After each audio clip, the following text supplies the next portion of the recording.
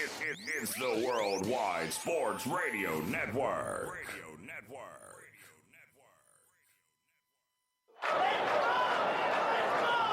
Broadcasting from coast to coast, city to city, coast to coast. It's time for the Ryan Hickey Show on the Worldwide Sports Radio Network.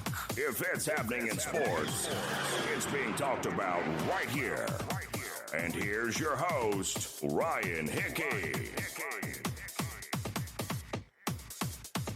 Good Thursday morning. Welcome into the Worldwide Sports Radio Network. It is the Ryan Hickey Show with you right here on the Worldwide Sports Radio Network. We are back.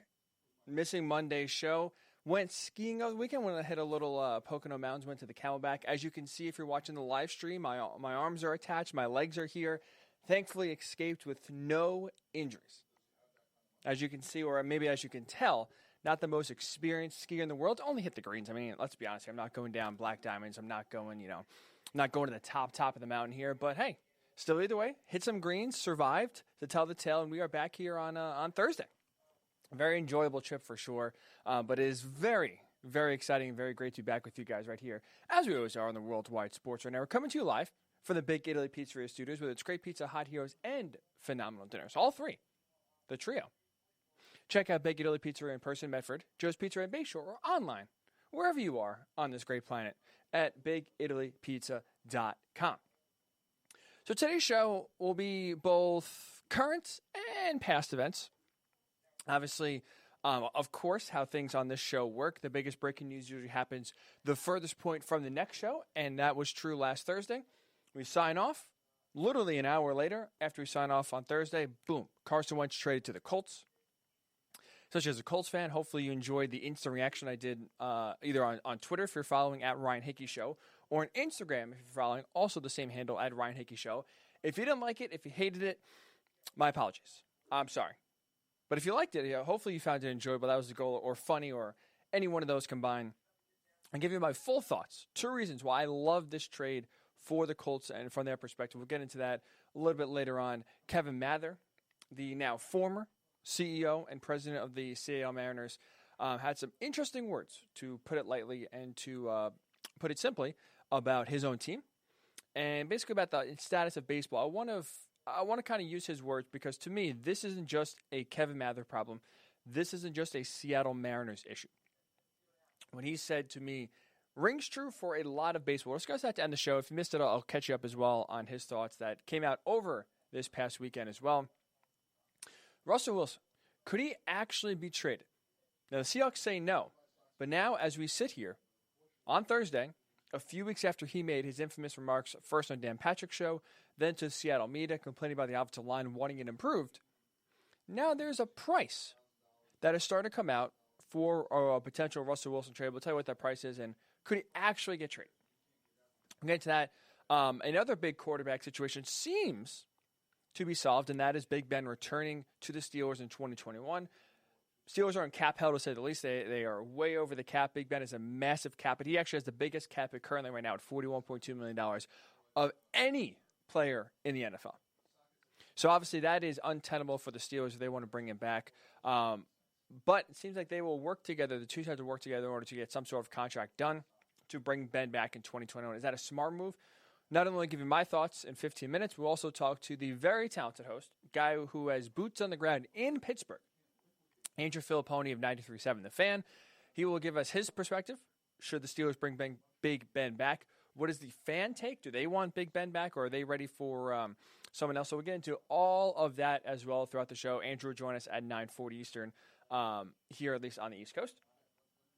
But I do want to start here with some basketball and with the Los Angeles Lakers, because this was, in terms of games in February, a meaningless game. Most NBA games are in the regular season, right? Is that to be fair? I mean, Jazz Lakers last night, no Anthony Davis. The Jazz are cruising, and we're really surprised that the Jazz won, and they crushed the Lakers, 114-89. 22nd win in a row, not in a row, 22nd win for the Jazz out of us 20. Is there anything, I don't even know, is there anything hotter than white hot? Right, you have red hot, and I think we all agree white hot is even hotter than red hot. Is there anything above white hot? Because whatever that is what the Utah Jazz are right now. 22 wins in the last 24 games. They have been cruising. They have been rolling. But should there be concern about the Los Angeles Lakers? Should we be taking a pause? Should we be actually feeling some sort of legitimate worry that maybe this team either isn't good enough to win the finals, maybe this team truly isn't as good as we thought? 4 losses in a row now for the Lakers. 5-5 on the season without Anthony Davis. Obviously, as we know, he'll be out for at least, the very least, the bare minimum, a few more weeks until after the All-Star break. At the very earliest, on the Lakers, I push that timeline back and make sure he is very healthy. Not even a question before he returns to the lineup. Because that, to me, is the only concern about the Lakers. Watching that game yesterday, watching them get run out of the gym, especially early on, starting really in the second quarter when the Jazz just took over and really made the game over by halftime. By 16 points at halftime, the game is over.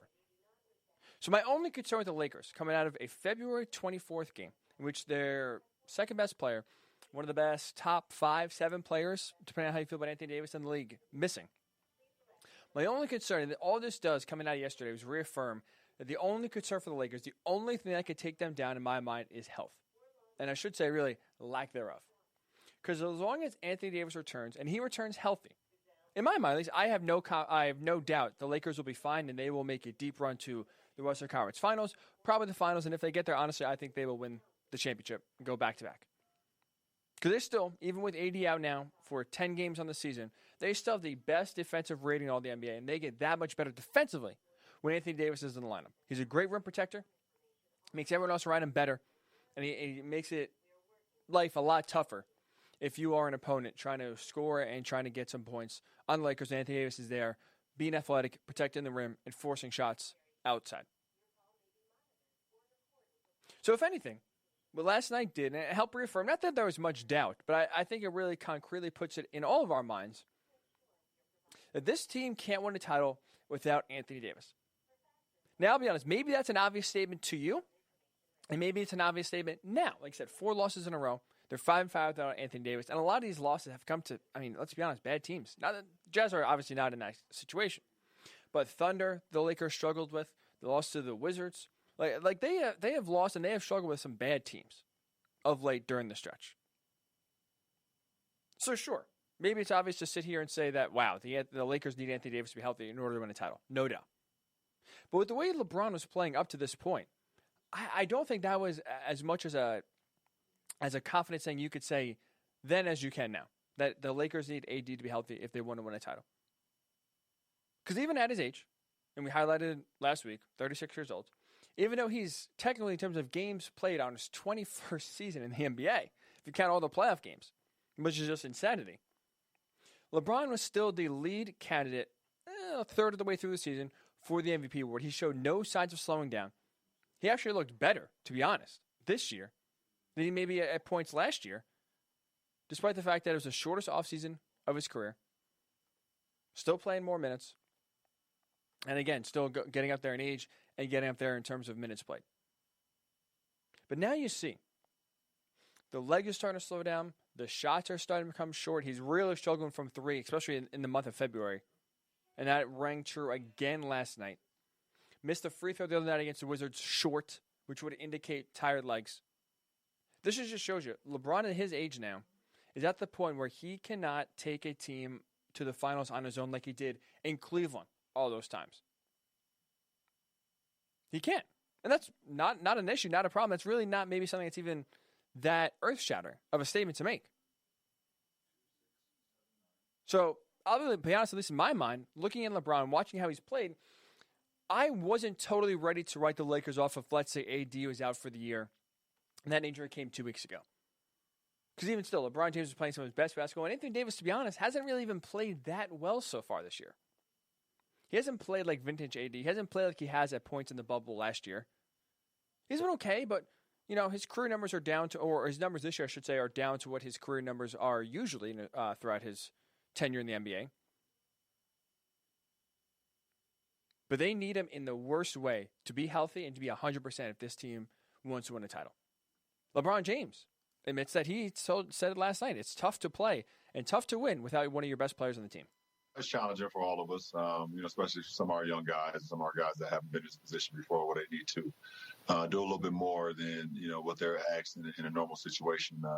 Everyone's just speaking about AD, and obviously that's a big hit, but we also haven't had Dennis along the stretch for a few games too. You hear LeBron say too, two of their best players, two of the three best players, because Dennis Schroeder's been playing great this year. So sure, maybe we could come on here, or maybe some people, I should say, will come on here and start casting doubt about the Lakers' future, about their chances to win a title. But look at the lineups right now. Look at what the Lakers are trying to work with Anthony Davis out. It's forcing, not just Anthony Davis out, Dennis Schroeder out as well. You're forcing everyone to punch above their weight, and right now, everyone on that team is not able to do so. And let's look at just last night, for example. No offense to this player, because he's been very nice, and in his role, when everyone is healthy, he's great at his role. 10, 15 minutes a night. That is Taylor Horton Tucker. If you haven't heard his name, there's a reason for it. He's started last night, played 30 minutes. Yeah, that's a major issue. This guy is playing Anthony Davis minutes without his production. So again, there's no reason to be concerned, because you know what? The main player in the Lakers who isn't concerned, LeBron James. He said even though the stretch has been rough, he has confidence they'll figure it out. It's always about staying confident. Continue to give my teammates the courage and the confidence out there on the floor, and to make plays. And it's a tough stretch for us, but if this won't define who we will be for the rest of the season and for the long haul, that's for sure. I totally agree. Sure, this is a rough patch now. Sure, this is ugly at times, right? Especially getting run off on the floor by the Jazz on a national televised game. Not great. LeBron looking slow, looking maybe even tired, if you will. But to me, there's no reason to be concerned. And if anything, coming out of this game, the Lakers should be even more motivated to push Anthony Davis' timeline back and make sure he is 110% healthy before he returns to the court. Because obviously, as we know, with the Achilles calf injuries, saw Kevin Durant, he returned too soon in the finals when the Warriors were taking on the Raptors. What happened? After a quarter, boom, popped the Achilles, missed the entire year, the following year. Lakers have to be 110% sure Anthony Davis can return healthy, not have the Achilles be a concern, really. And make sure that really, by playing on it, he won't injure it or re-injure it more. Because as long as he's in the lineup, this team will be fine. So if that means holding him out an extra week, extra 10 days, maybe even extra 2 weeks, that's okay. Don't worry about seeding. There's no reason. Because as long as this team's healthy, honestly, in my mind, the seeding doesn't matter. Home court, as we know with the arena, some filled, some not. Worst case scenario, you're playing in a 20% filled arena. Home court advantage is not going to be that important. Health is. So, here's your thoughts. Are you concerned at all? Get blown out, run out of the gym by the Jazz last night. Are you concerned at all with the Lakers? Or is this just, again, a little bump in the road when we look at this team 2 months from now be laughing at all those people who are trying to write the Lakers off or show some real concern about this team? Comment on Facebook, Worldwide Sports Radio Network. Boom, comment on the live stream right there. Twitter, WWSRN_radio, WWSRN_radio. Tweet me directly at Ryan Hickey Show. So when we come back, Big Ben seemingly, unofficially, but now we're just kind of waiting for the I's to get dotted and the T's to get crossed, will be rejoining the Steelers as long as his contract is renegotiated. Be the Steelers quarterback in 2021. Should the Steelers want Ben Roethlisberger back? Is this a good move for Pittsburgh going into 2021? I'll give you my thoughts. Next is the Ryan Hickey Show right here on the Worldwide Sports Radio Network. You're listening to the Worldwide Sports Radio Network. Welcome back to the Ryan Hickey Show, right here on the Worldwide Sports Radio Network.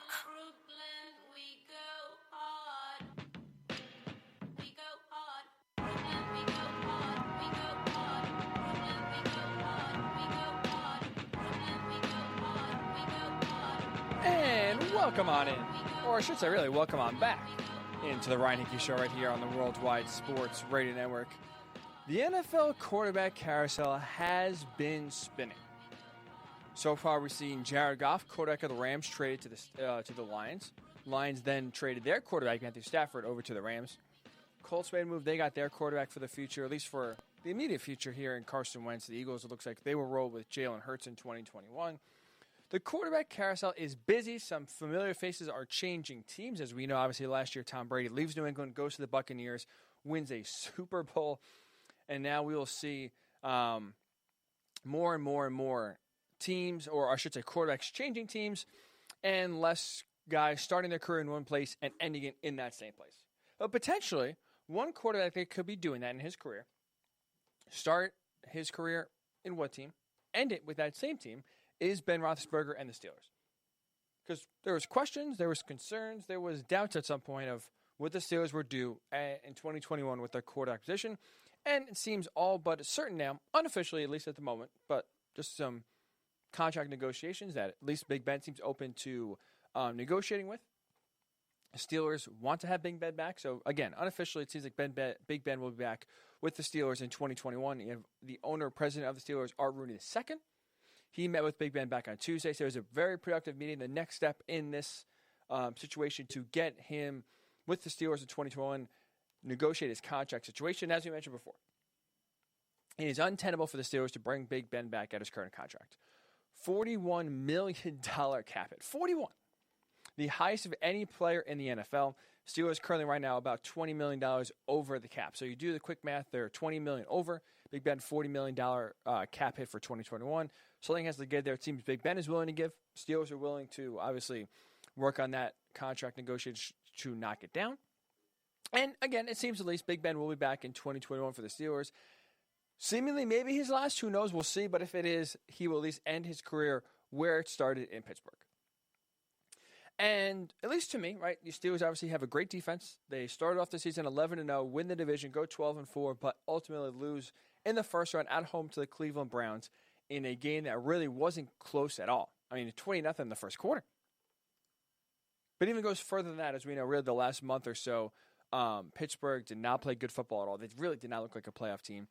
And whether it was Big Ben running out of steam, the offense becoming predictable, there was a lot going on there that really led to the downfall of the Steelers, a lot on the offensive end.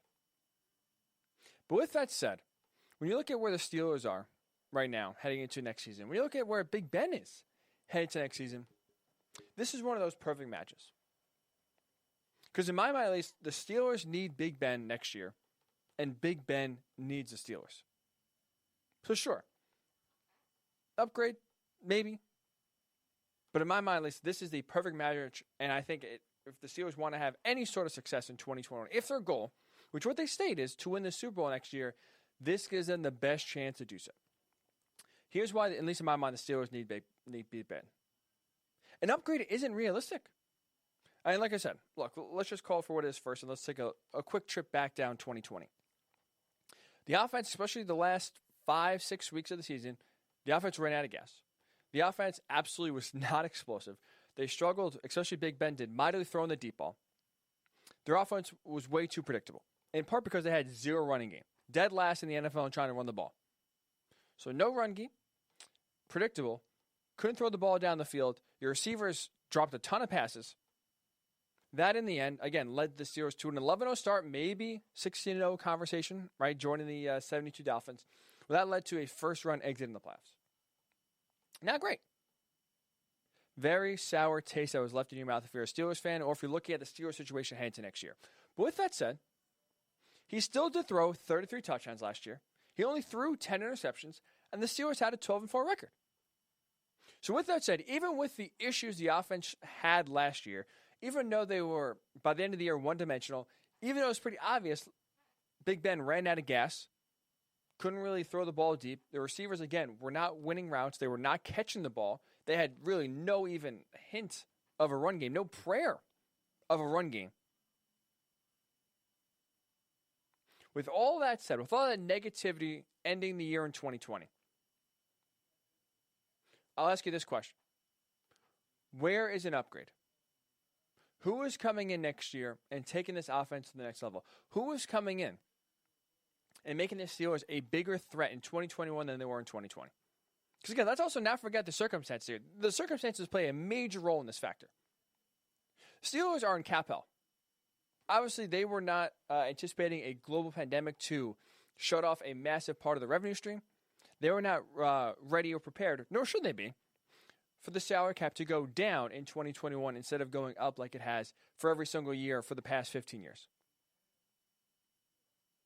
So now, when you're over the cap, when you got to make cuts before you can even bring someone in, and you got to remember, no matter what happens with Big Ben, if you cut him, he retires. Even if that happens, he still counts for $22 million on your salary cap. So he's going to be on the books next year, no matter what, whether he's there or not. So when you get rid of him, boom, there's a $22 million cap hit sitting right there, hanging on your books, dragging you down. So if you were to move on, if Big Ben somehow wakes up, let's say this morning, says, you know what, I really don't want to play. I don't feel like my arm hurts. I don't really feel like getting hit. I don't want to go through training camp. I'm going to hang it up. I'm going to retire. Or the Steelers take it one step further. They get crazy. They say, you know what, on second thought, Big Ben, we're going to cut you. Not next year. We're going to go somewhere else. We're going to try something new. What quarterback are you bringing in? Who, again, don't forget, the quarterback situation already has a $22 million cap hit if Big Ben is not there. Who are you going to bring in? Who are you going to pay? Despite the fact you don't really have much money to spend in the first place, there'll be a better upgrade. That'll be a bigger upgrade, I should say, than Big Ben. Is it going to be, a guy already on your roster, Mason Rudolph? And let's not forget, Mason Rudolph basically had a tryout already. 2019, Big Ben plays a game and a half, injures his elbow out for the year. There were points in that 2019 season, Mason Rudolph couldn't even hold off Duck Hodges to keep the starting job. Sure, they went 8-8, and that was, honestly, I give Mike Tomlin a lot of credit and that defense a lot of credit for even getting to that record. But let's not forget, just 2018 was just around the corner. It wasn't that long ago. Are we really going to roll in with Mason Rudolph at quarterback in 2021 feeling better than you would with Big Ben at quarterback in 2021? I'm not. I'm not taking that risk. I think we've seen enough from Mason Rudolph, in my mind, to say, you know what, I'm good. I don't need to see that for another year, another full year, like you did in 2019. So what other options are out there then? If you go outside of the organization, if you want to bring someone else in that's currently a free agent, I mean, do you want to go Mitch Trubisky? Is that what's your whistle? Here comes Mitch. All right. Couldn't even hold off Nick Foles. Bears back their way to the playoffs. But yeah, he's going to be a big upgrade coming in this season for Pittsburgh. Andy Dalton? Andy Dandy Dalton? No thanks. I'll take Big Ben.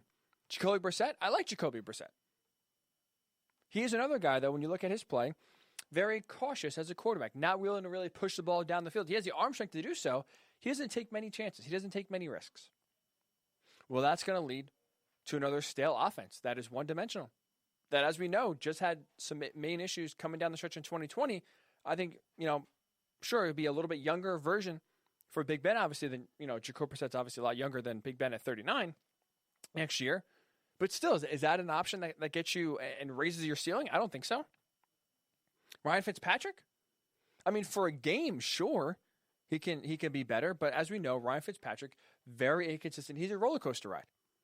He'll play great for 2 or 3 games, and then he'll be the reason you lose 2 or 3 games in a row. I don't think the Steelers want to go for that. Tyrod Taylor? Same thing. I'm trying to give you some names. I'm trying to give you some realistic names here. Because, again, price is going to be prohibitive. You can't trade for Deshaun Watson because you can't absorb his contract unless you want to basically cut half the team and give up a ton of draft picks, which will help lower your costs overall, the salary cap, by drafting younger players. Obviously, they're cheaper. So that's basically not an option. Russell Wilson, same thing. Even if he's not, I don't think he's going to get traded this year, but even if he is on the block, you can't trade for him. Dak Prescott, same thing. Too expensive. So now you're stuck fishing at the bottom of the barrel, trying to sort through, see who is an upgrade. None of these guys I mentioned are anywhere close to an upgrade.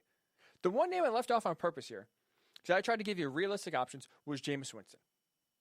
I personally am a Jameis believer, if you will. I think his time in New Orleans, I think, will make him a better quarterback. He has to get coached out of making some bad mistakes. If he's with the right offensive coordinator, if he's with the right coach, with the right team, I think they can coach him out of those mistakes. His arm talent is incredible. He can make any throw he wants on the field. And he will throw a gorgeous interception. He will throw some gorgeous interceptions. He'll throw a gorgeous touchdown as easily as he'll throw a bad interception. So he has the arm talent to get the job done. But also at the same time, when you look at all the other teams that need a quarterback, that, like the Steelers, by the way, are lower in the draft. The Steelers are 24. You're not drafting a quarterback at 24 to take over. Unless you want to, again, trade up and give away a ton of assets. Cost-controlled assets that right now you need because you don't have a lot of cap flexibility. Jameis Winston, I think, is going to be a hot commodity on the market. The Saints and Sean Payton have already expressed their desire to want him back. I think you look at a team like the Bears in the same situation as the Steelers. The Washington football team, same situation as the Steelers and Bears. But they have a defense ready to win now, and they need a quarterback to elevate the offense. I think the Jameis Winston market could, despite the fact that the last time we saw him as a starter, he threw 30 interceptions. The only quarterback in the NFL history to be in the 30-30 club. Usually that's a reserve just for baseball.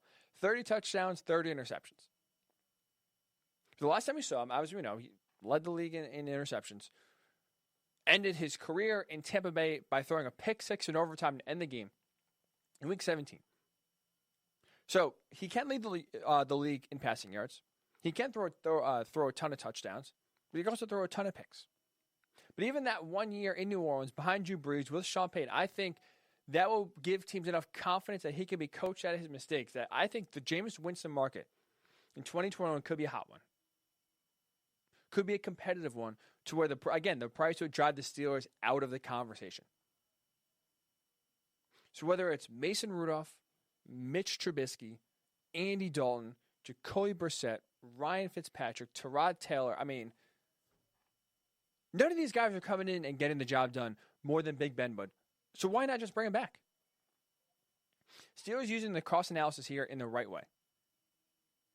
It's going to cost, you're going to basically have paying Big Ben whether he's here or not.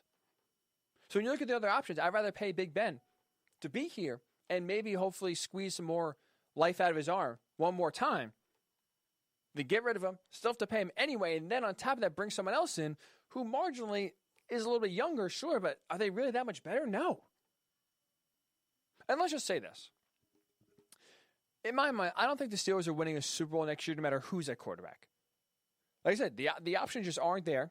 And even Big Ben's play, I really don't think Big Ben is that good anymore, to be honest. But that's where the Steelers are kind of stuck. They really don't have much wiggle room. They don't really have any avenues to go. So why not bring back your franchise guy one more time, have one more go-around, try to win, see what happens, and then once the cap goes back up, once you have some more financial flexibility, then maybe you can go make a trade for a big quarterback. Or maybe they could go try to trade up and try to identify the next franchise quarterback you want to lead your team for the next 20 years. So from the Steelers' perspective, that's why I think they need Big Ben. Because the options just aren't out there for them to make a move anywhere else that is better, that will elevate this offense and elevate this team more than Big Ben would. And if you're from the quarterback perspective, if you're from Roethlisberger's perspective, he needs the Steelers. Because guess what he's not? He's no Tom Brady.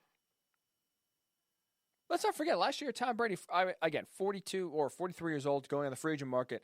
Obviously, not a lot of teams are going to be jumping for joy to sign a 43-year-old. There's a few teams that around, obviously, as we know. The Tampa Bay Buccaneers get him, land him, win a Super Bowl. Big Ben is not going to be like Tom Brady next year. He's not going to go to a team like Washington, like Chicago, even Pittsburgh, where they are a quarterback away from legitimately being a Super Bowl contender. He is not that quarterback away to get them to the Super Bowl. Maybe if you want to be like Peyton Manning in his final year, hanging off for dear life with an elite defense, like historically good defense. Maybe, but there's no defense like that out there right now.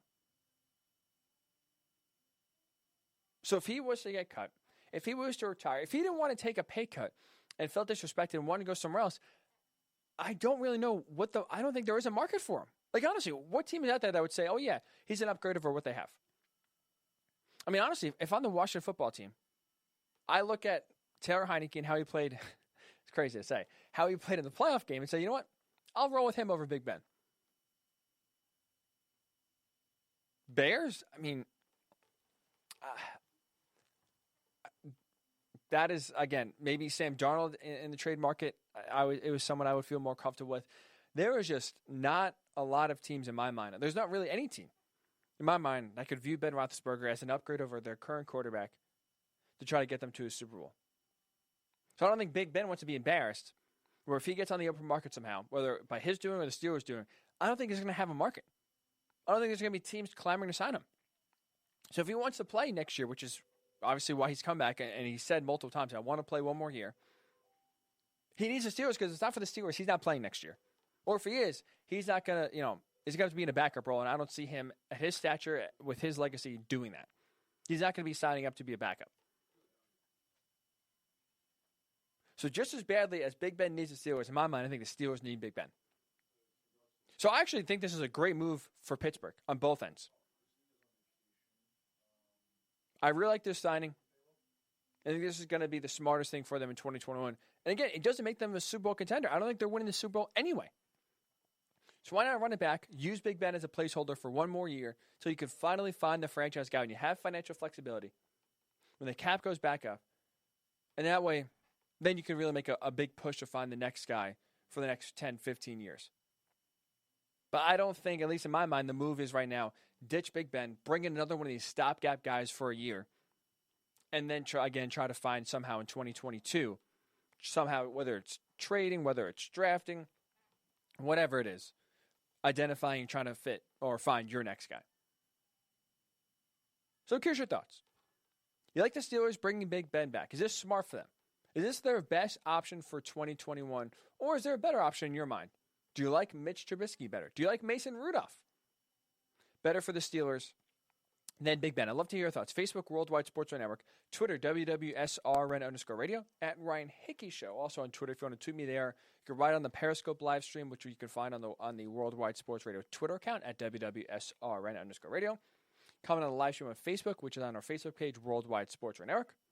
So get your thoughts, and when we come back, we'll get the thoughts of a man in Pittsburgh, the heart of the city, if you will, for where Big Ben is going to return. Does he like the signing or re-signing, if you will, and the Steelers bringing Big Ben back? Do the fans like the signing as well? We'll discuss with Andrew Fillipponi, 93.7 The Fan, tremendously talented host. He will join us next. It is the Ryan Hickey Show right here on the Worldwide Sports Radio Network. It's the Worldwide Sports Radio Network. Welcome back to the Ryan Hickey Show, right here on the Worldwide Sports Radio Network. And welcome on back into the Worldwide Sports Radio Network. It is the Ryan Hickey Show with you right here until 11 a.m. Eastern. Some big quarterback news we just discussed. Big Ben, seemingly unofficially, will return to Pittsburgh in 2021 for one last dance, it seems, between the Steelers and Big Ben. We will go out to Pittsburgh now, a man with boots on the ground, right there in the heart of Pittsburgh, to discuss if he likes this move, what the fans are thinking. It is the tremendously talented host at The Fan in Pittsburgh, 93.7. It is Andrew Fillipponi. Pony, thanks so much for giving us a few minutes, man. How are you? Ryan, great to be on with you, buddy. We haven't talked about your Colts and Carson Wentz, so I don't know how you're feeling about that. I don't know if we'll get to that in this conversation, but right about now I might take Carson Wentz over the Steelers quarterback situation. That's about how depressed I am about the whole thing.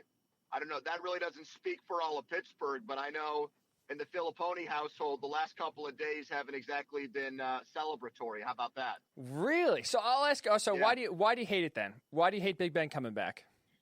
Well, first of all, even the Big Ben sycophants out there, the people that love him unconditionally, and I don't really get that.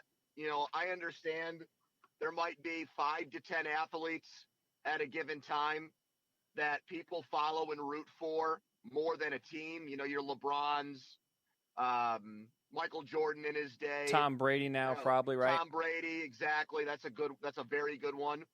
Ben Roethlisberger is not that kind of guy, and especially in Pittsburgh, it's not like fans here, if given an option, would pick Roethlisberger, or at least they shouldn't pick Roethlisberger over the Steelers. So, I'm going to go with what's best for the Steelers over what's best for Ben. The guy's made almost $200 million. Actually, he's probably made more, a quarter of $1 billion in his career.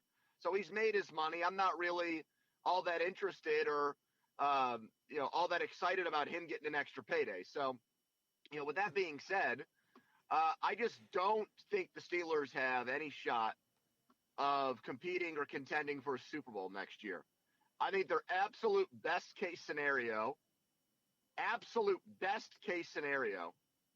is to be a team that backdoors its way into the playoffs and maybe sticks around for at most 2 games. I mean, that is if everything breaks right for them and they get all kinds of luck next year.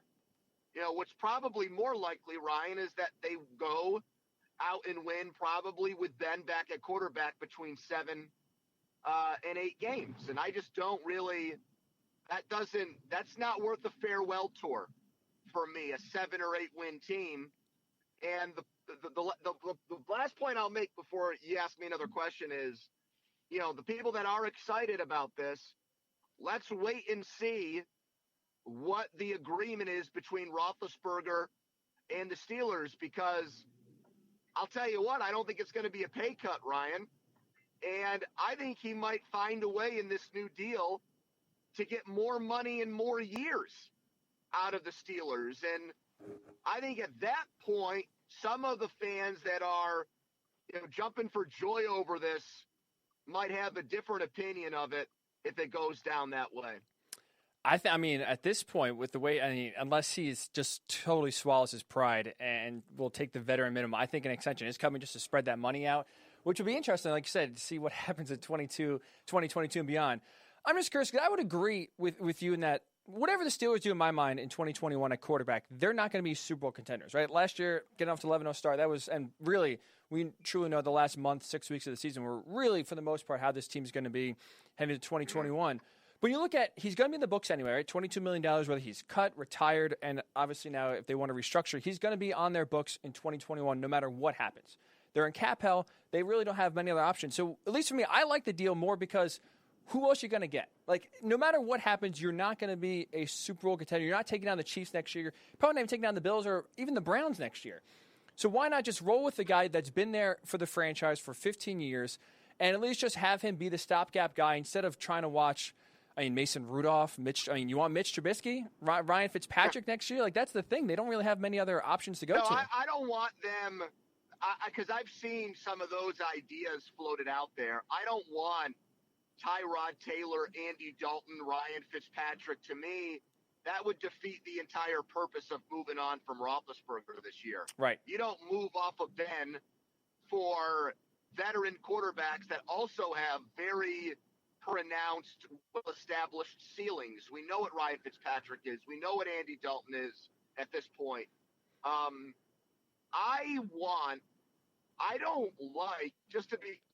don't think Mason Rudolph is a good quarterback. Okay. However, I think the Steelers internally, I think they have a higher opinion of Ben Roethlisberger than most of the NFL, and I think they have a higher opinion of Mason Rudolph than most of the NFL. So my number one concern here is that the Steelers are going to try to placate Rudolph and tell him this offseason in the form of a new contract, you know, stick it out as Ben's backup for one more year, and in 2022, we'll give you a shot to be our franchise quarterback. You know, you're a Colts fan. The same thing that the Colts did when Luck up and retired, and they gave Jacoby Brissett that deal, Ryan. Mm-hmm. That's what I'm afraid of. That they're going to say, hey, Mason, we know this sucks. We keep putting off giving you a chance. So you're a free agent at the end of the year. This is his last year, 2021. Here's like a new 2-year deal. The first year we pay you like a backup. The second year we pay you like a starter. That's what I'm worried about, that this is going to be a 2-year process, one last go-round with Ben, and then Mason Rudolph gets his shot next year. And that's just dragging this whole thing out, in my opinion. So we're talking to Andrew Fillipponi, very talented, 93.7 The Fan host out there in Pittsburgh, at the Pony Express, Pony, P-O-N-I, on Twitter if you want to follow Andrew there, and a guy on CBS Sports Radio that I got to produce for a few weekends. So that was a lot of fun as well on Saturday mornings, 10 to 2 Eastern. But I guess I'll ask you this, Pony, because I'm with you. Mason Rudolph stinks. I mean, you know better than anyone watching him on a weekly basis. Wasn't 2019 enough of a sample size, though, to say, hey, this guy just doesn't have it? Like, are they really going to give him another tryout, if you will, after essentially He had a tryout in 2019, and he couldn't even hold off Duck Hodges for the full year. I know. I agree with you on that, but I don't think the Steelers see it our way. I mean, they were talking about how when Rudolph came off the bench in the Jets game in 2019 in Week 16 and made a few throws before he got injured, that it was some kind of epiphany for him. And after the season, they were talking up the game he played against the Browns in Week 17, a gotta-have-it game for the Browns. And actually, Rudolph's game against Cleveland in Week 17 was better than what Big Ben did against him in the wild card round. Ryan, I think they're delusional all the way around. I mean, the statement that Art Rooney put out said, Ben, we want you to come back and help us win a championship. They're not winning a championship next year. There's no way. Part of the reason why I wanted them to look at 2020 the way that the Buccaneers looked at 2020, bring in Fournette, bring in these guys on one-year deals, throw everything you've got at the 2020 season, is because I knew that for 2021, they were going to lose a lot of guys in free agency. It's just the way the contracts were written up. And so you're bringing back Big Ben to quarterback a watered-down version of the 2020 Steelers. You said it. The 2020 Steelers, don't let the record fool you. They weren't some kind of great team. And Ben broke down the stretch the last 5 or 6 games. And I just wonder at 39 years old, what's to prevent something like that from happening again? I mean, you might have an Eli Manning moment here, Ryan, where it's very obvious next year that Ben has lost it, and they're going to have a hard time, I think, yanking him out of the lineup. I think they don't want Ben's last image to be on that bench in tears next to Marquise Pouncey, because they think that's an embarrassing way for him to go out. I don't know. I think this upcoming season is going to have an even worse ending for the Steelers than Big Ben. I'm with you there.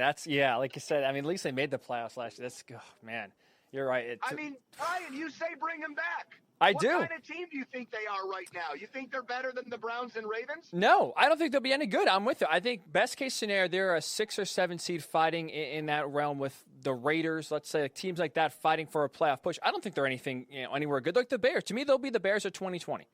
They have a very good defense. No real hope or prayer on offense, and you just hope that you get off to a hot start and maybe something clicks. But that's the thing. Either way, I don't really like this team is not going to be that good. They're going to be nowhere close to a Super Bowl contender.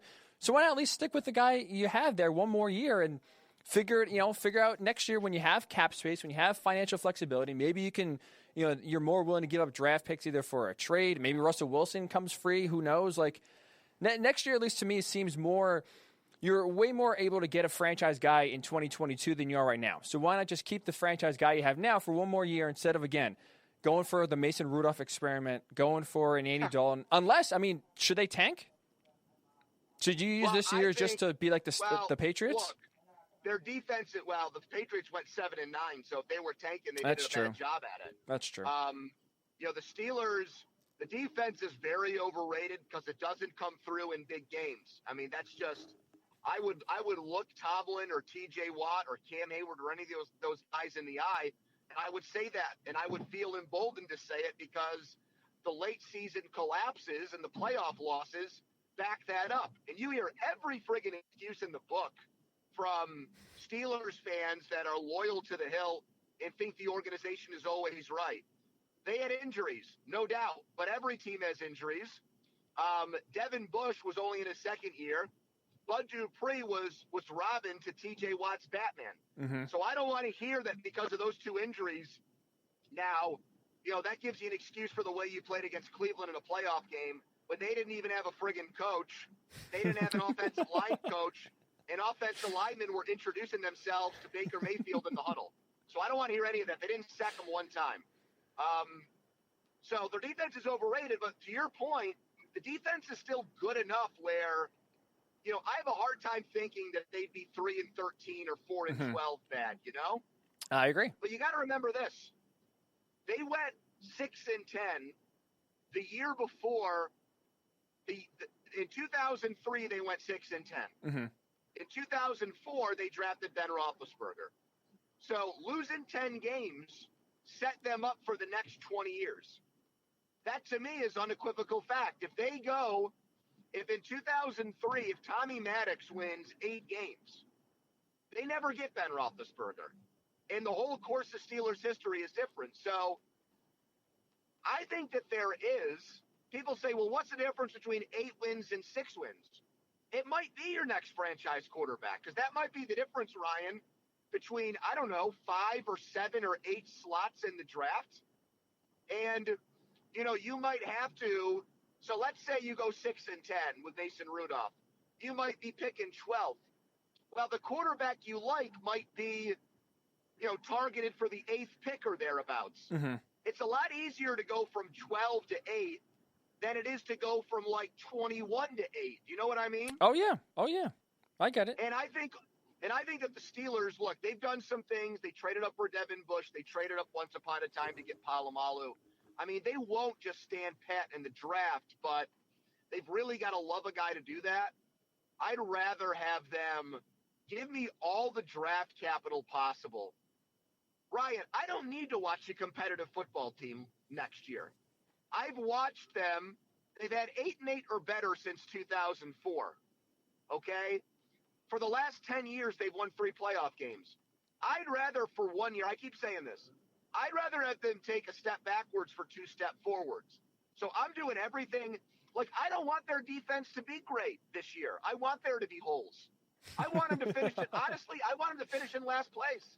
I want the Bengals to be better than them. I'm keeping my fingers crossed Burrow comes back and has a big year. I want him to be bad because in the NFL, if you're not going to be a great team, it pays to suck. It does. So absolutely, that's kind of what I'm rooting for right now. Right? I agree with you there. The worst spot to be is 8-8. Stuck right in the middle where kind of the Steelers are, despite their record being better. When you're stuck, oof, man, it is tough to get out from.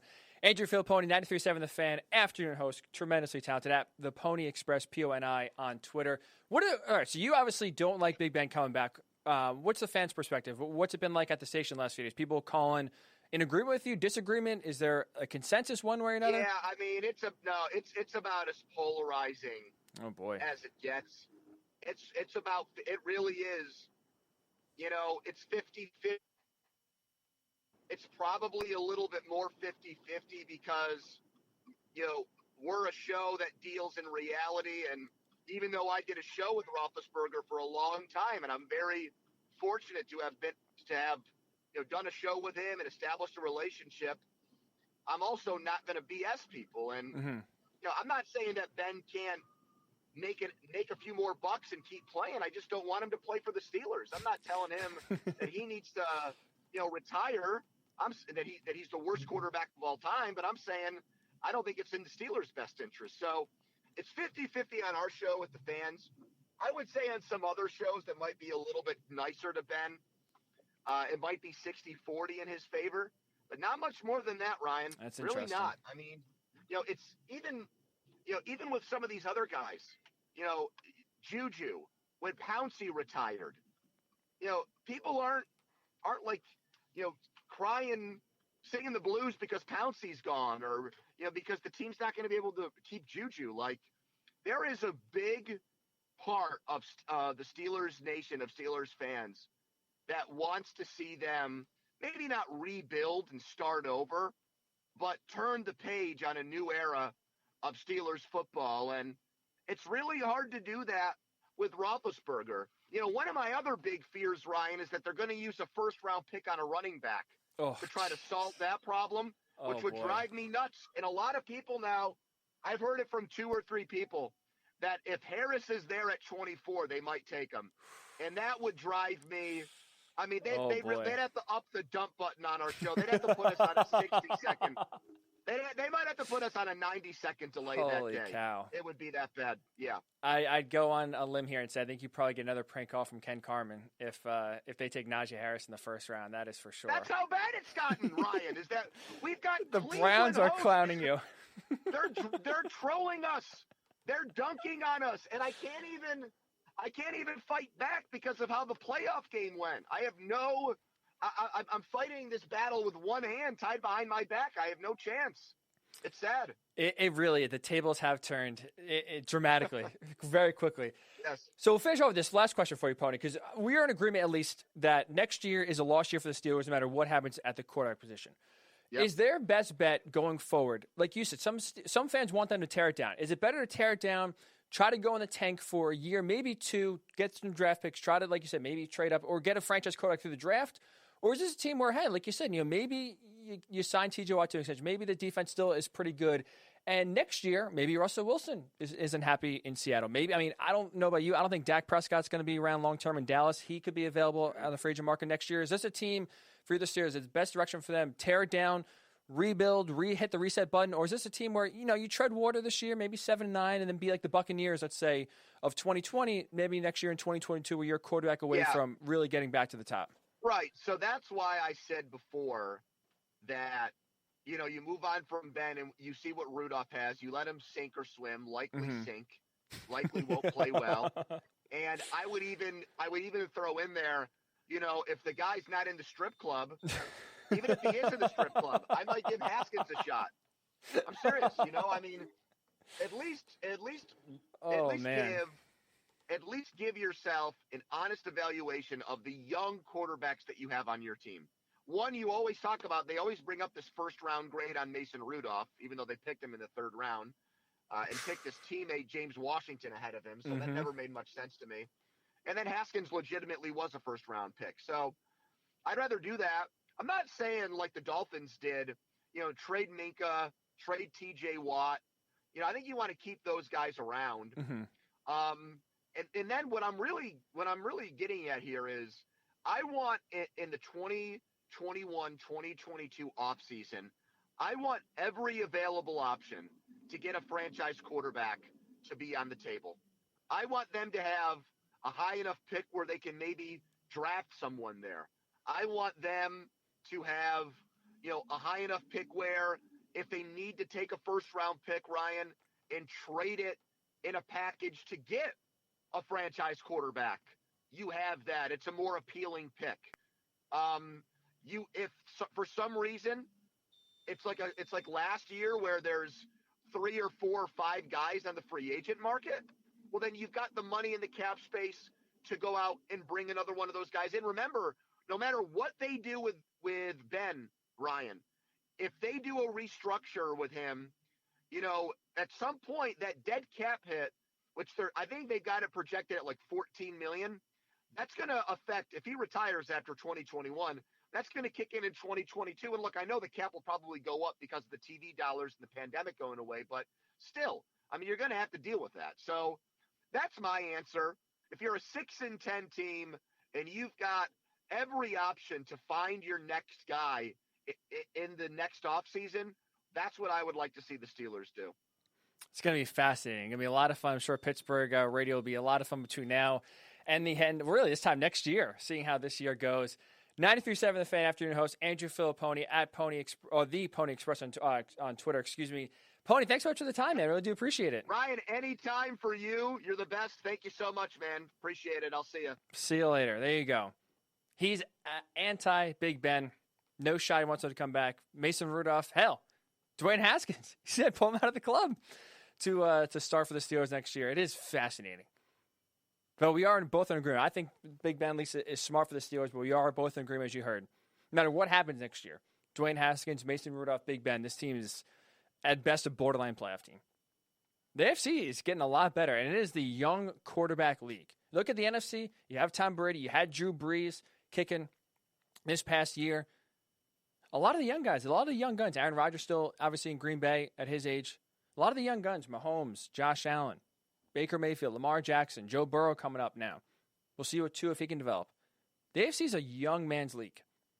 And right now the Steelers could be running it back with a 39-year-old quarterback. It'd be very fascinating to see what their next move is. So we talked about it a little bit. One option potentially on the table is Russell Wilson. At first, obviously, as we know, he voices displeasure with the offensive line in Seattle. Then eventually he did talk to reporters, talk to Dan Patrick, voices a displeasure. Seahawks said, no way, we're not trading him. When I hear reports, a price is out. A price is coming out. We'll tell you what that price is. And is it possible? Is there any shot in hell Russell Wilson could get traded this offseason. We'll discuss next. It's the Ryan Hickey Show right here on the Worldwide Sports Radio Network. It's the Worldwide Sports Radio Network. Welcome back to the Ryan Hickey Show, right here on the Worldwide Sports Radio Network.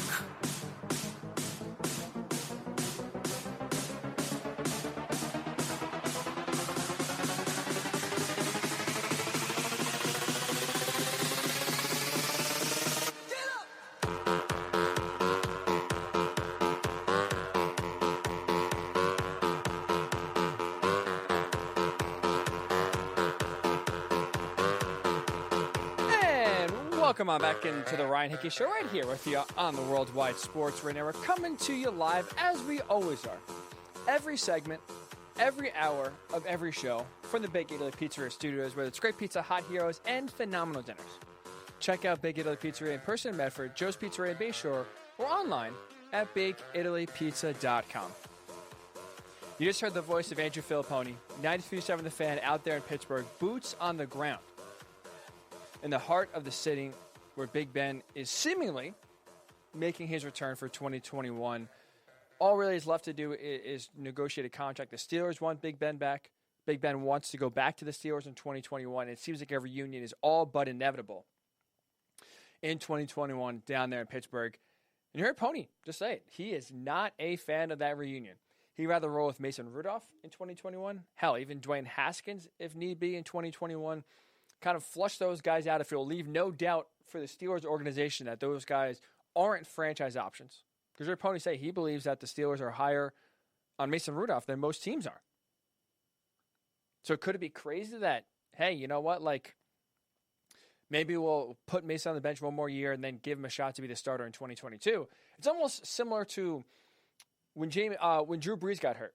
Taysom Hill got paid by Sean Payton, and Sean Payton religiously said he believes Taysom Hill is a starting NFL quarterback. So what happens, right? He's on the bench. We see him sometimes come in as a wildcat quarterback for a few plays, but other than that, there was no actual look at Taysom Hill at the quarterback position for a longer time in a real game. I'm sure Sean Payton guys look at practice, but never in a game situation. What happened? Drew Brees got hurt for 4 games. Taysom Hill comes in. Well, all of a sudden, Sean Payton's like, oh boy, this guy's not that good. He is not as good as we thought. And now what do you hear? We'd love to have Jameis Winston back.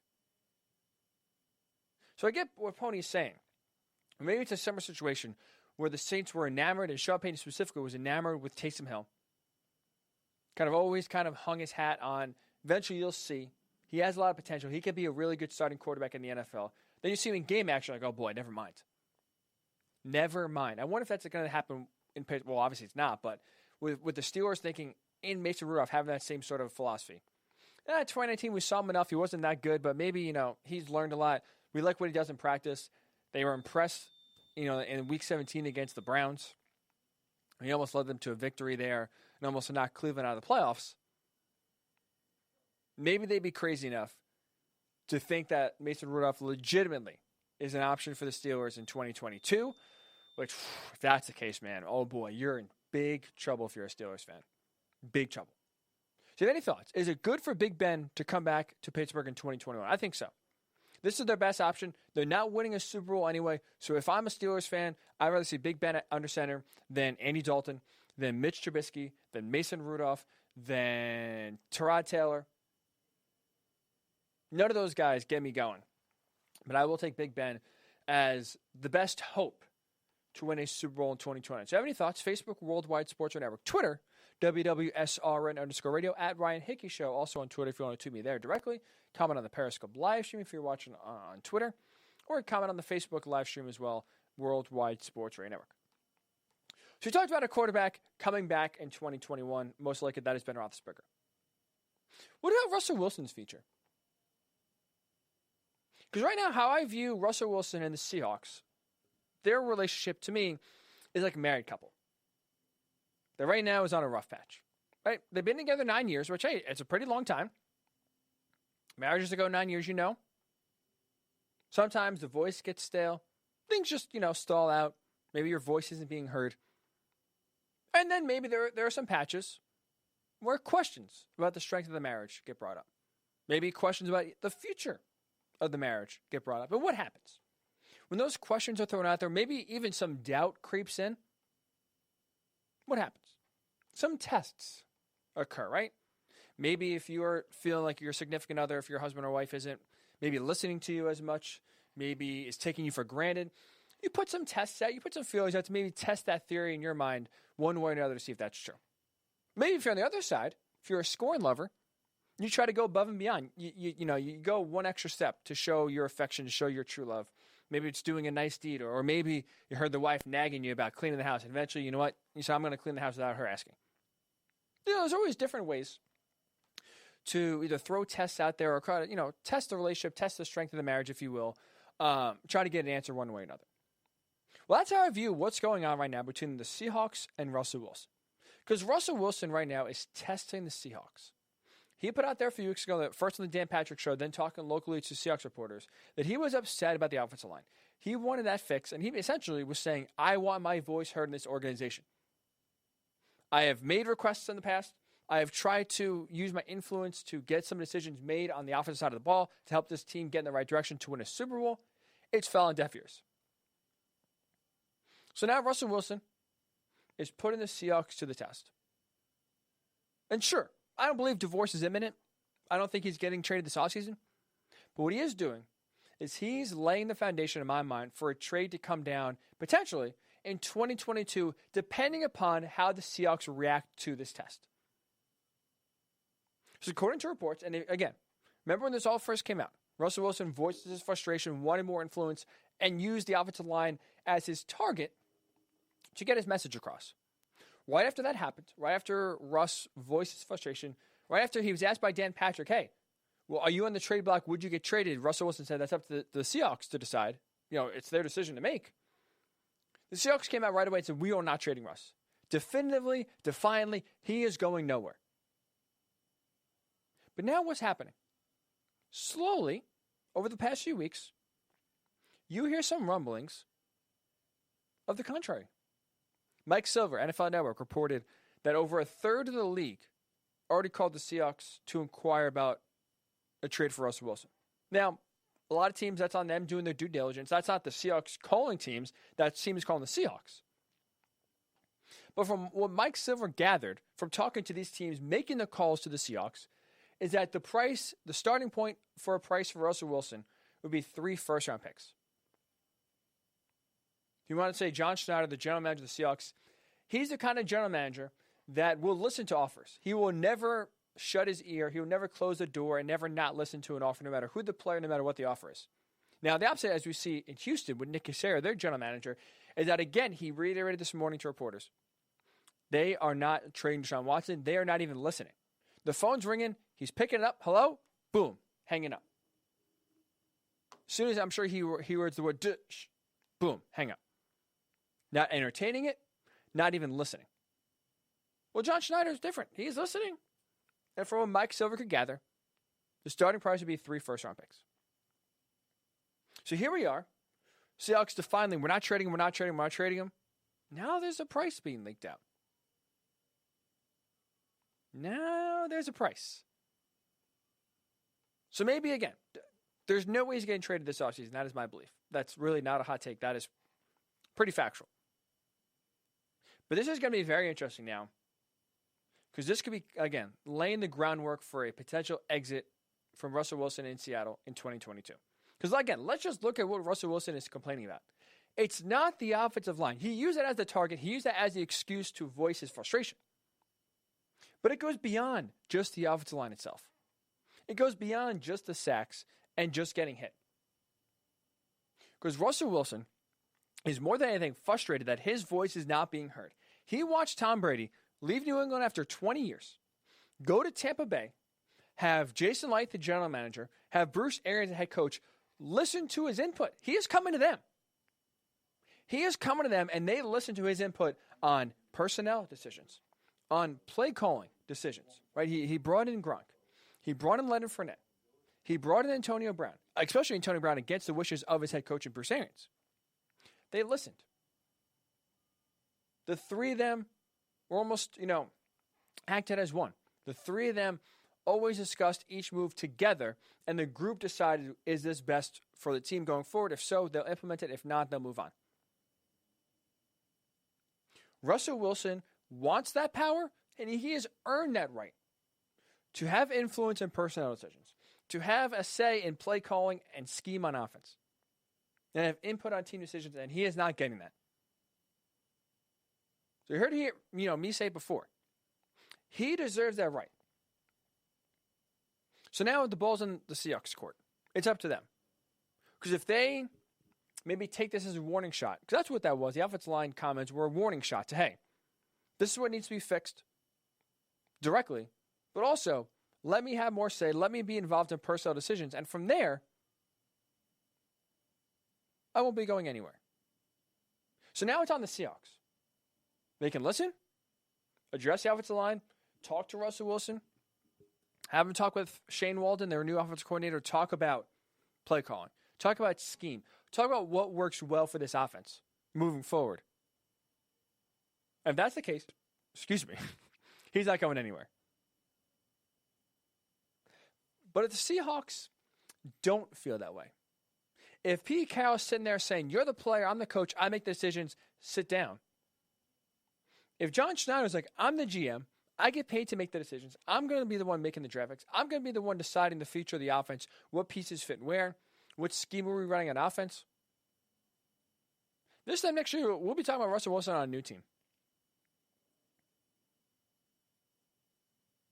I truly believe we'll be talking about Russell Wilson on a new team. Because this Seahawks team is good enough to win the Super Bowl if they listen to what Russ says. You think Tom Brady just magically went to Tampa Bay and they won a Super Bowl just because he listened to everything Tampa Bay did? No. The three of them worked as one. Tom Brady had 20 years of experience. He knows what wins in this league. He knows how to get to Super Bowls. He knows what puts them over the top. He gave that winning experience, and Jason Light listened and acted on it. Bruce Arians listened and acted on it, and the three of them worked in concert together to get to Super Bowl and win. When it's Russell Wilson wants to do one thing, he has an idea for the direction of the offense. Pete Carroll wants to do something totally opposite of what Russell Wilson wants to do, easy for me to say, on offense. John Schneider is over here picking players for what his idea of the offense should look like. If those three are on different pages, we're going to see a repeat and the same cycle of the Seahawks go over and over and over again. Because they are good enough to go 12-4. They're good enough to win the division and make the playoffs every single year. Russell Wilson is that good. DK Metcalf, Tyler Lockett are that dynamic. The defense has played better. They have enough good pieces. They have enough good coaching to win them 10, 11 games every single year. But what they are not good enough to do, if that's the case, if they, again, continue to work with heads butting against each other instead of working together, they will face embarrassing losses year in and year out in the playoffs like they did this past year, losing to the Rams with Jared Goff, who basically had no thumb, and John Wolford starting the game at quarterback for the Rams. That's dysfunctional. Call it what you will. That is dysfunction. When the quarterback, the coach, and the GM have three different ideas about what works on the offensive side of the ball, what players work best, what scheme works best, what play calling works best. So let's not forget, this is not the first time Russell Wilson has brought this up. I will, short of betting my life on it, I will bet anything else that he has made this request. He has brought this concern up to John Schneider, to Pete Carroll, multiple times in years past, and it's gone on deaf ears. That's why he's going public. He's not this guy that loves the attention, that loves the drama, that loves to stir things up. He's a team-first guy. We roll our eyes about how corny Russell Wilson is, right? He has all those cringeworthy videos. He's always about a positive mindset. He is not a guy that puts himself ahead of the team, ever. Ever.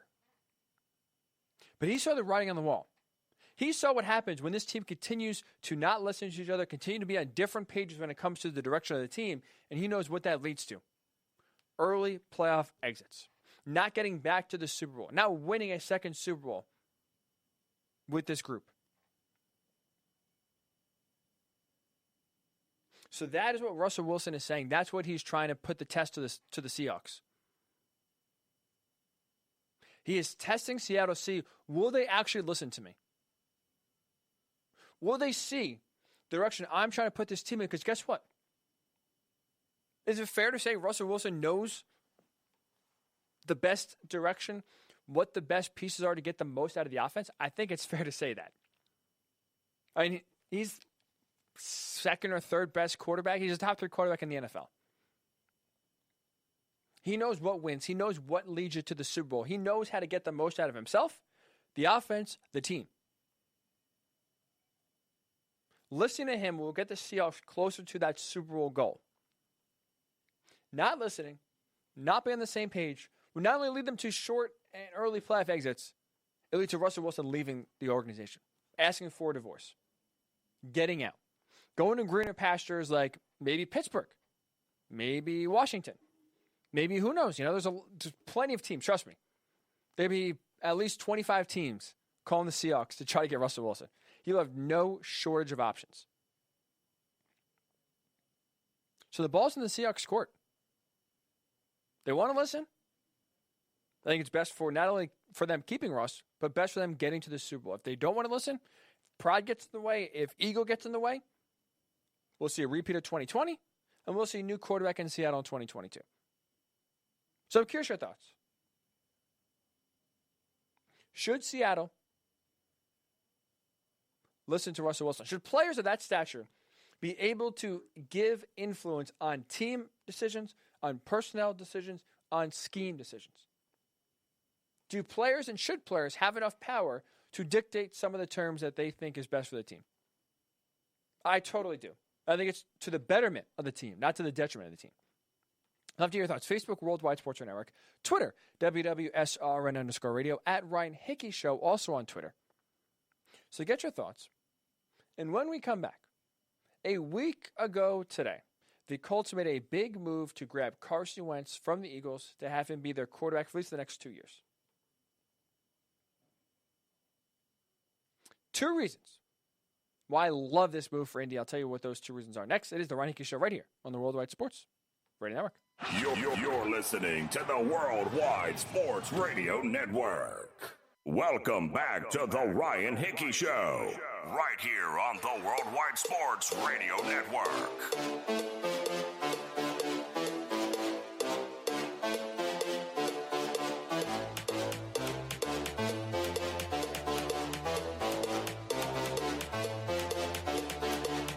Welcome back into the Ryan Hickey Show right here on the Worldwide Sports Radio Network. Funny how some things, or I should say, let me rephrase that. Funny how sometimes timing works out perfectly. Literally, 5 minutes ago, I'm sitting here saying Russell Wilson isn't going to get traded in 2020, or 2021, excuse me. He'll be on the Seahawks next year, but what he's doing, voicing his frustration, being upset about really the Seahawks not listening to him, and wanting to get the Tom Brady treatment that Brady got down there in Tampa Bay. Wilson voiced his frustration with the offensive line in Seattle and was using that as a test to say, okay, will the Seattle listen to me? If they do address the offensive line, if they maybe hear me out a little bit more, going forward on the direction of the team and the scheme of the offense and the ideas and so forth, I don't think Russell will go anywhere. I think he'll be right there in Seattle and he'll be happy. But if Seattle doesn't listen, if they pull a Houston Texans, like what happened with Deshaun Watson, and instead they decide to go the total opposite of what Russell Wilson wants, continue to ignore his input, I think that will lay the groundwork for a trade in 2022. And of course, what am I scrolling upon on Twitter that came about 10 minutes ago? According to The Athletic's Michael Sean Duggar, The Athletic's Mike Sando, and Jason Jenks, 3 tremendously talented reporters at The Athletic, they are reporting that Russell Wilson's camp has broached trade destinations with the Seahawks for this year. Just as I sit here and tell you, no way he's getting traded in 2021.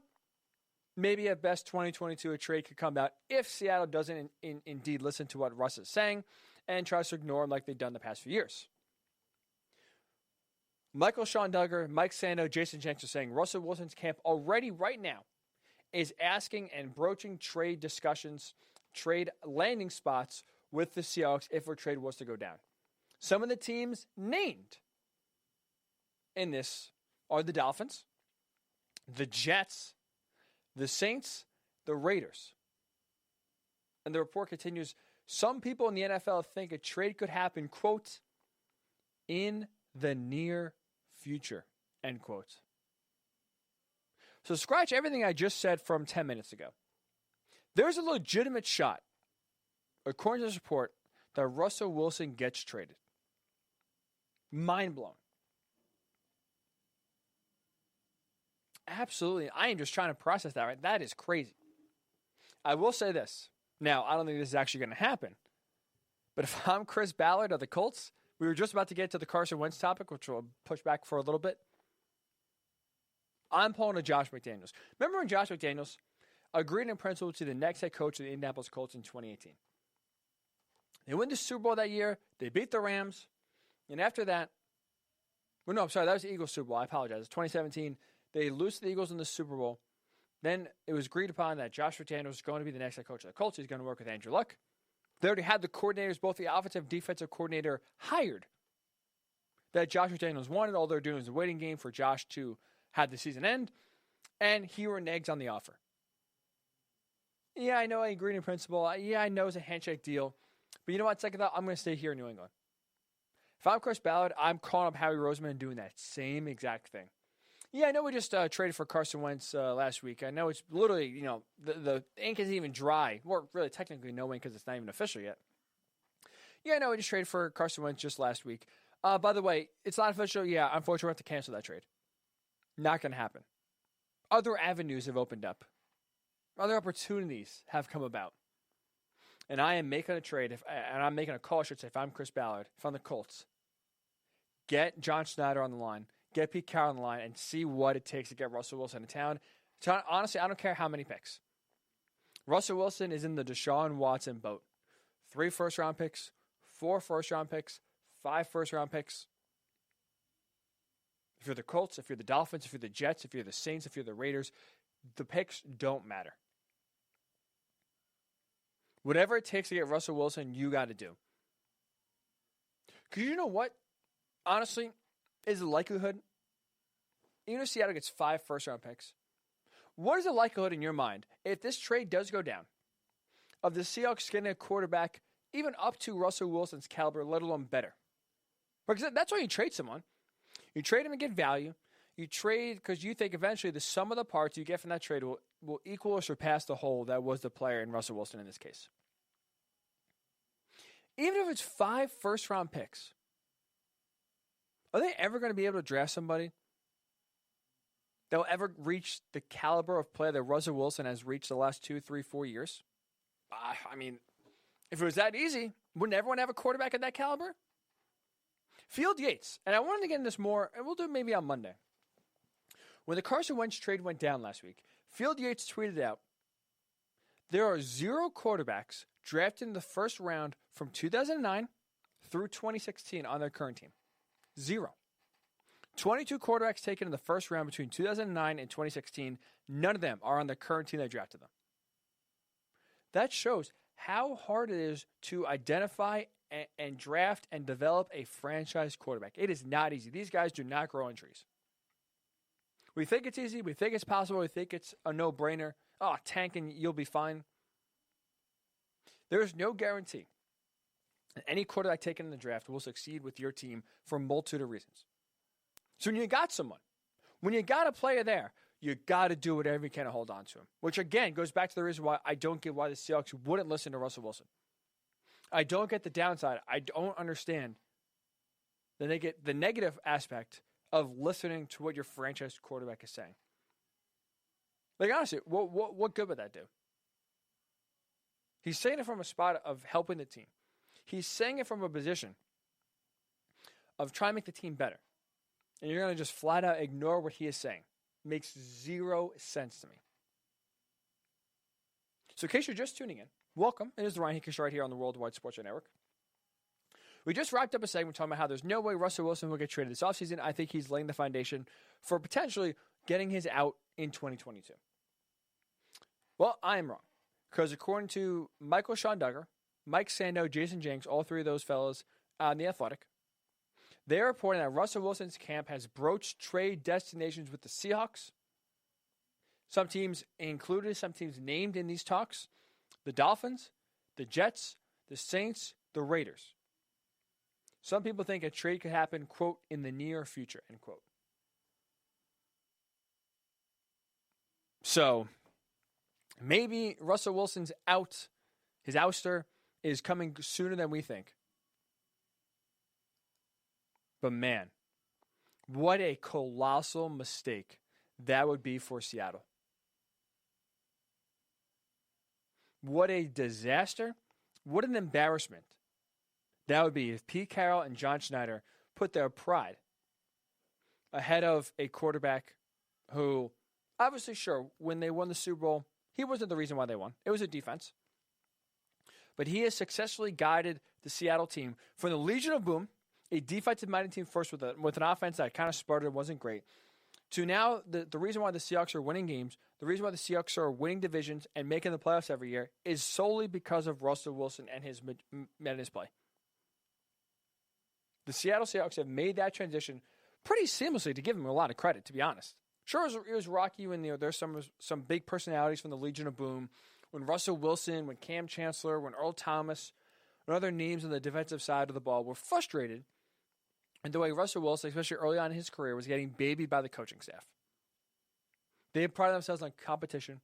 They were all about survival of the fittest. And then here's a guy, Russell Wilson, throws 3 picks, or throws 4 picks, and the coaches wouldn't say boo. That in part led to the downfall of the Legion of Boom. Obviously, as we know, they split up for different reasons.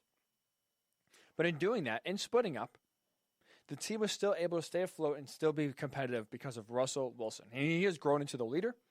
He has grown into the face of the franchise. He has grown into the reason why Seattle now, again, is winning games, winning the division, and making the playoffs. So it would be in Seattle's worst interest to trade. I don't care what the offer is. Just like the Houston Texans situation. It's in Houston's worst interest to trade a guy like Deshaun Watson. Now, I don't think they have a choice. They did it to themselves. But you say the same thing about Seattle. And this goes back to the question I always bring up, and I don't understand. So maybe if you're out there and you feel differently, you can explain to me why. Facebook, Worldwide Sports Network, Twitter, WWSRN_radio, at Ryan Hickey Show, also on Twitter. Why would teams now, again, purposely ignore what their franchise quarterback is saying when it comes to making the team better? What benefit does that have? It's a copycat league. So if you want to say, oh, no one's ever done that before, well, Tom Brady just did it in Tampa Bay. Tom Brady went to a new team, and you know what? Bruce Arians put his pride to the side, took a step back. Jason Light put his pride to the side, took a step back. Those three, instead of having the dynamic or the general manager picks the players, the coach coaches them, and the players just play. The dynamic in Tampa Bay was the quarterback, the coach, the GM. All three of those guys are going to work together. All three of those guys are going to consult on decisions. And together, the trio will make decisions based on team personnel, who to bring in, based on scheme, what plays work best here. Hey, Tom, what are you feeling? What do you like here? Tom, you comfortable with the deep ball? Tom, you comfortable with this play call? How about this philosophy? You like this? And that eventually led to a Super Bowl being hoisted for the Buccaneers. So if you're Aaron Rodgers in Tampa Bay, and now specifically if you're Russell Wilson in Seattle, you see a player of that caliber having input where the team listens, it works. Why wouldn't you want to do the same? The players deserve it. I don't understand why the coaches and the GMs wouldn't want to do it. Again, how you ruin a team is with 3 different philosophies, one by the general manager, one by the head coach, one by the quarterback. All 3 are conflicting with each other. That is seemingly what is happening right now in Seattle. Pete Carroll fires Brian Schottenheimer as the offensive coordinator. Well, you know who was not happy about that? Russell Wilson. He didn't believe Brian Schottenheimer was the issue. He didn't believe the play calling was part of the problem. Pete Carroll wanted to go in a different direction with the offense, seemingly a direction Russell Wilson does not want to go in, and he voiced his frustration. He was the offensive line as a veil, but he voiced his frustration not about just the offensive line, about the way the franchise is run and really the lack of willingness to hear out their franchise guy, their face of the franchise. And now, guess what? The Seahawks potentially could be in the same boat as the Texans. Potentially. Because Russell Wilson now, according to reports, is already starting to broach trade discussions with Seattle. There have been a few teams being named. We just talked about it last week. There's a price that started to been floating around. Remember, again, when this all first broke, Seattle came out and defiantly said, we are not trading Russell Wilson. Don't even think about it. Well, a third of the league has been calling, according to Mike Silver, and those teams that have called have gathered that, yeah, the price could start around 3 first-round picks. You're not giving a price. You're not even giving a hint of a price to a team calling if you were dead set on not trading Russell Wilson, right? If there's an item you loved, whatever it is, a valuable, a keepsake, a memento, and someone, one of your friends maybe comes over and says, oh, man, I love that baseball. Or, man, I love that poster you have. If you were dead set on not getting rid of it, you would say, yeah, it's cool. And if your friend goes, hey, you like it? Like, you want to get rid of it? You say no. You wouldn't listen to what, your friend has to offer. Oh, I'll give you $500 for it. If it truly meant the world to you, if you truly weren't interested in selling it, you wouldn't even hear a price. $50, $100. You wouldn't listen to it. Or if you do, you wouldn't give any sort of hint. Maybe if I was to sell it, I'll start at, maybe I guess like $300.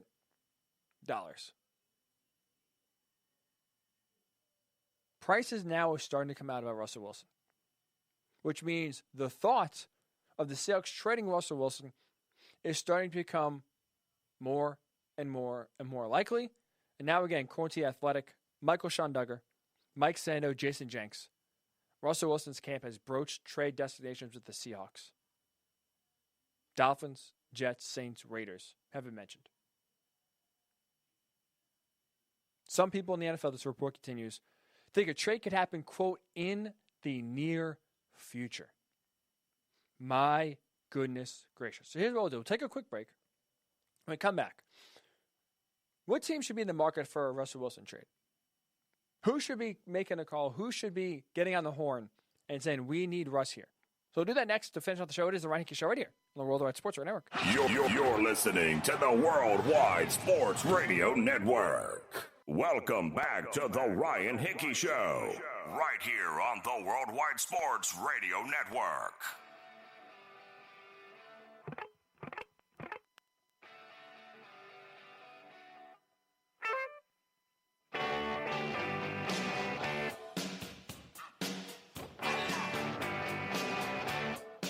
The big question, the Clash asked it, and we will ask it as well. Should I stay or should I go? That is what Russell Wilson is asking himself right now. And according to reports, according to The Athletic, that question is getting seriously pondered because trade discussions, trade possibilities have been had between Russell Wilson and the organization. There's even been some names tossed around here by Russell Wilson's camp. The Dolphins, the Jets, the Saints, the Raiders have been mentioned. So not still definitive that Russell Wilson will get traded, but his camp has started introductory discussions about possible trade destinations with Seattle. Now, important to remember here, before we get going on this and kind of dive deeper into this, Russell Wilson, similar to Deshaun Watson, has a no-trade clause. So he can control where he ends up. If he wants to go to the Dolphins, the Raiders, the Jets, he can go wherever he wants to go, corner the market himself, and essentially force his way to whatever team he wants to go to because he can just veto the other 31 trade offers. So Russ has the power, similar to Deshaun Watson right now, of not only trying to force a trade, but forcing a trade where he wants to go to. So a few things here. Number one, we'll start from the Seattle perspective. Right now, right now in terms of dysfunction, right? We talked about the Steelers a little bit in terms of dysfunction. We talked about the Eagles. I'm sorry, not the Eagles, the Seahawks themselves about dysfunction because Russell Wilson wants one thing. They are not listening to him, and in some cases doing the opposite of what he wants. So right now, if you have a hierarchy of dysfunction, number one, by far and away, is the Texans, right? Their owner, Cal McNair, essentially single-handedly drove Deshaun Watson out of town, or is driving, because they didn't get it actually technically trade him. So he is driving Deshaun Watson out of town. Deshaun Watson has demanded a trade. He is not picking up any of the calls the Texans are making. He has no indication right now from reports of playing in Houston in 2021. He'll even go as far as to sit out the year. So that relationship is done. And that's nothing Deshaun Watson is doing. That is the organization themselves essentially screwing themselves by not listening to what Deshaun Watson is doing, instead doing the opposite. Almost, it feels like spiting Deshaun Watson at times.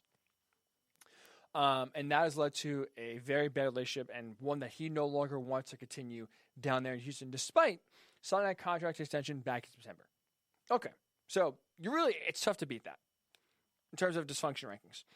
The Eagles, to me, are number 2 because how they handle this entire Carson Wentz situation has been flat out embarrassing. Carson Wentz helped single-handedly lead this team to the playoffs in 2019, has a tremendous December. They barely get in there. Obviously, he gets hurt. He has a concussion in the first quarter. They lose to the Seahawks. What happens? They decide to draft a quarterback, Jalen Hurts, in round 2 heading to the 2020 season. They keep on insisting it's not going to affect Carson Wentz. It's not going to impact him. We just want to have a good backup. In case he gets hurt, we want to be prepared. We're a quarterback factory here in Philly, so we want to be prepared. Err on the side of caution. And as we know, what happened?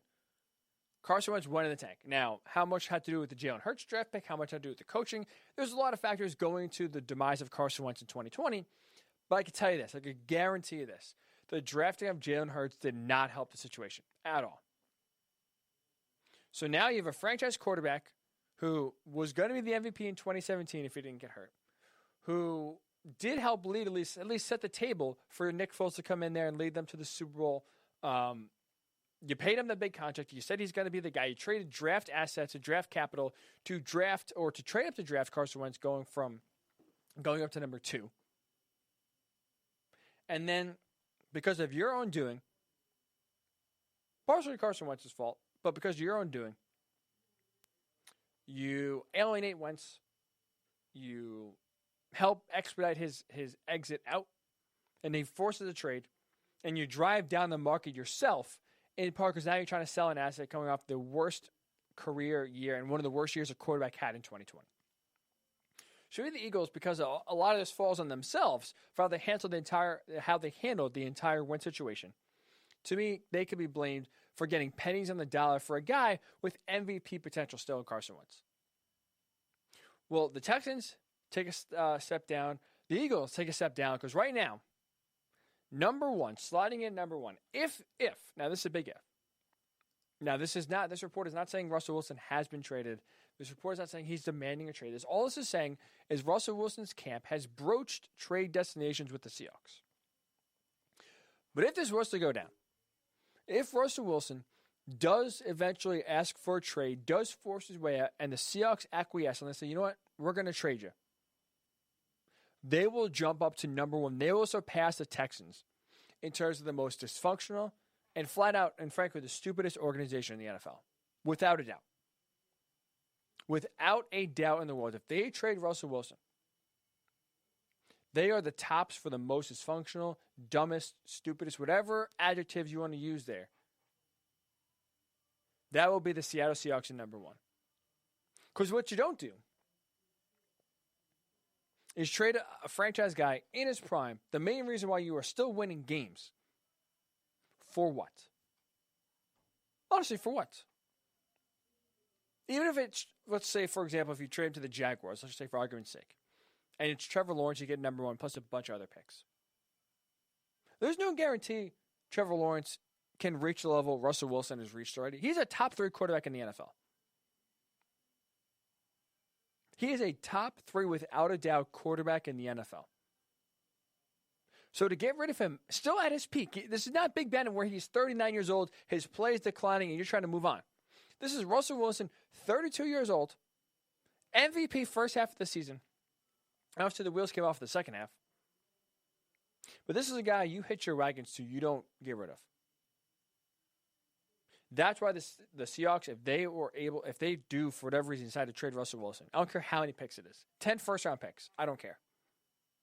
There's no guarantee you were getting a player anywhere close to the caliber of Russell Wilson, and there's no guarantee, even if with those 10 first-round draft picks hit, at all different positions, that the sum of those draft picks will equal what Russell Wilson brought to the Seahawks. I'll say this again. I said it just last segment. When Carson Wentz was traded to the Colts last week, Field Yates of ESPN put out this tweet. With the Carson Wentz trade, that means 0 quarterbacks drafted in the first round between 2009 and 2016 are on the same team right now that currently drafted them. It's not easy to find a franchise guy. It's not easy to replace the face of the franchise with another quarterback. It's not easy to draft a quarterback. It's not easy to revive a quarterback's career that maybe didn't start out well. The Seahawks have what a handful of other teams have, but everyone else wants.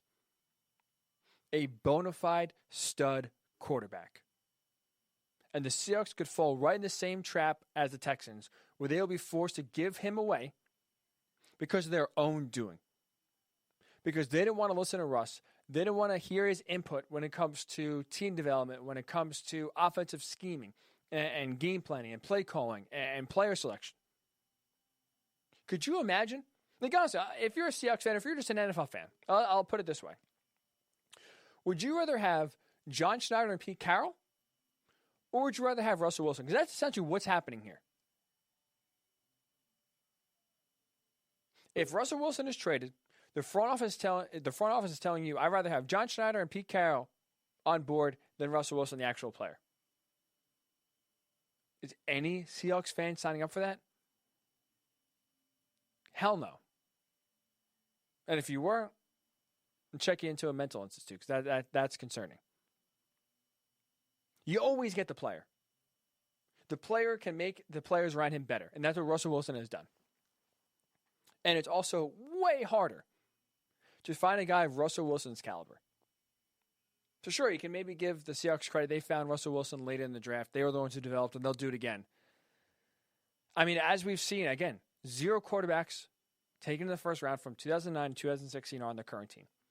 If it was easy, everyone would do it. If it was easy to find a quarterback, identify, draft him, develop him, make him into a top 5 player, every single team will do it. And right now, the Seahawks have that, and they are blowing it. So if I'm the NFL, if I am any team, because it's similar to the Deshaun Watson market, really almost every team should be involved. If I'm any team outside of, let's say, the Chiefs,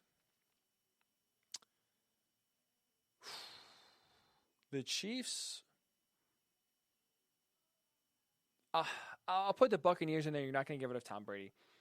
Reluctantly, I put the Bills in there. There's about maybe 4 or 5 teams that could sit there and say, we're good. We don't need Russ. We're good with what we got. At least 25 other NFL teams should be calling right now John Schneider and Pete Carroll saying, how much? And whatever the price is, say, deal. Honestly, if I'm a team right now, and obviously you have to have Russell Wilson's approval because he has a no-trade clause, but if you are a team where Russell Wilson wants to go to, and you call up Seattle, and they say the price is 5 first-round picks, you say, okay. There's no negotiating. There's no back and forth. There's no, what about this or what about that? I'm giving up whatever it takes because that is something that it's almost an impossible commodity to find. And once you have it, you don't want to let go of it. And right now, the Seahawks potentially could be letting go of that rare commodity because pride is getting in the way, because they don't want to listen to the quarterback. They feel the general manager is the one who makes the decisions and the coach is the one who makes the decisions, not the quarterback. And Russell Wilson said, all right, fine, I'll go somewhere else. Tom Brady left, had success. Deshaun Watson right now, flexing his muscles, he eventually will be traded. I don't care what the Texans are saying. Deshaun Watson is going to get traded. Players have more and more and more power. If they choose to use it, they can get what they want. Russell Wilson is looking around the league and saying, a guy of my stature, I deserve to have more say. I deserve to have more power. And he is right. He is 100% right. So right now, some of the teams named the Dolphins, the Jets, the Saints, the Raiders as potential landing spots. Again, 25 teams at least should be calling Seattle right now and saying, how much, once the price is named, I'm in. That is how good Russell Wilson is. That's how much he changes the fortunes of so many teams around the league to make them legitimate Super Bowl contenders today, just by his addition on the team. So that's going to do it for this edition of the Ryan Hickey Show. Didn't really expect to talk Russell Wilson for the second half of the show, but man, the quarterback carousel. And it's funny too, before the Lakers got blown out yesterday and decided to leave the show with the Lakers, I was going to do a topic about how yet again the NFL quarterback situation, despite all the quarterback carousel hype that we had this year leading into the offseason, but all the actual quantity of quarterbacks that are free agents and available, how you look at the actual quality, there's not that many. And it's going to be another situation where plenty of teams are going to be needing a quarterback, but don't have the options to get a legitimate franchise guy this offseason. Well, maybe add another one to the mix. Maybe throw Russell Wilson in there. And that definitely makes the pot a lot more juicier if you are in need for a quarterback. So again, that would do it for this edition of the Ryan Hickey Show. I really appreciate all of you who tuned in. Thank you so much to Andrew Fillipponi for calling in from Pittsburgh. We got his perspective on Big Ben coming back for the Steelers in 2021. He hates it. Thinks the Steelers are just delaying the inevitable. So enjoy your weekend. Stay safe. Stay sane. We'll see how this Russell Wilson trade talks go. Maybe, who knows, we'll be talking about a new team that he's on Monday. But we will be back on Monday. So enjoy your weekend. Stay safe. Stay sane. We'll talk to you on Monday right here as we always do on the Worldwide Sports Radio Network. It's the Worldwide Sports Radio Network.